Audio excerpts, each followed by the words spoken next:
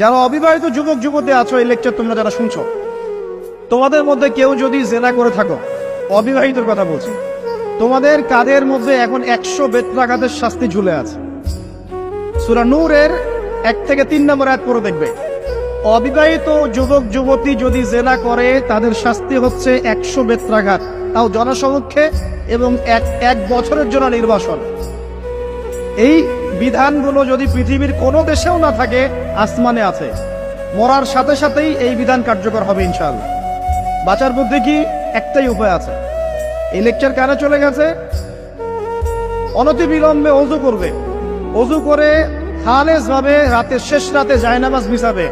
জায়নামাজ বিছিয়ে আল্লাহর সামনে দাঁড়িয়ে 2 রাকাত নামাজ পড়বে। পড়ে নিজের পাপের কথা স্মরণ করে চোখ দিয়ে দরদর করে পানি ফেলে দিবে।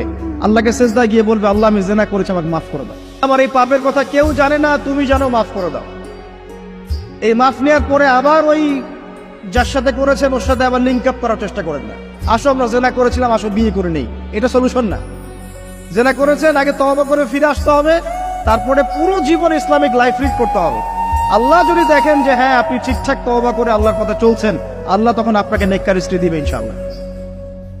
এই এই এই একমাত্র রাস্তা যুবকদের জন্য এবং যুবতীদের জন্যও। যুবকরা না হলে পার পেয়ে যেতে পারে, কারণ একটা কথা সমাজে প্রচলিত আছে না, যে ছেলে মানুষের ইজ্জত তো সহজে যায় না। গোপন হয়ে গেছে, কেউ জানে না, আল্লাহ মাফ করে দিয়েছেন, সে হয়তো পার পেয়ে গেল।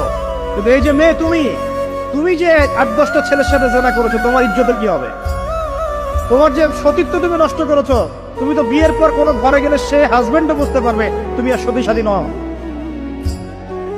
তখন তোমার কি হবে?